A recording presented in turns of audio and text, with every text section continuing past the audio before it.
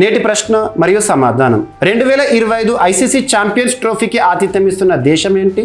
ఈ సంవత్సరం జరుగుతున్న టోర్నీ ఎన్నవ ఎడిషన్? ఎన్ని జట్లు పాల్గొంటున్నాయి?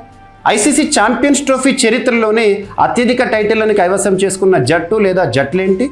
భారత్ చివరిసారి ఏ సంవత్సరంలో ఎవరి సారథ్యంలో ఈ టైటిల్ని కైవసం చేసుకుంది?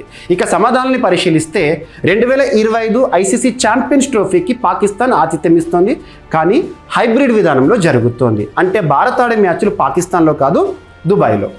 ఐసీసీ ఛాంపియన్స్ ట్రోఫీ మొట్టమొదటి ఎడిషన్ 1998లో ప్రారంభము, ప్రస్తుతం జరుగుతోంది 9th ఎడిషన్.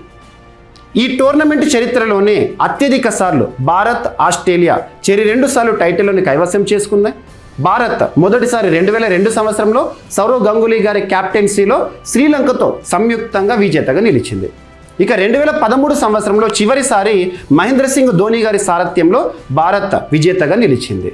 ఇక 2025 సంవత్సరంలో జరగనున్న ICC champions trophy final Bharat versus New Zealand. Bharat గెలుపొందాలని ప్రతి ఒక్కరం కోరుకుందాం. సబ్స్క్రైబ్.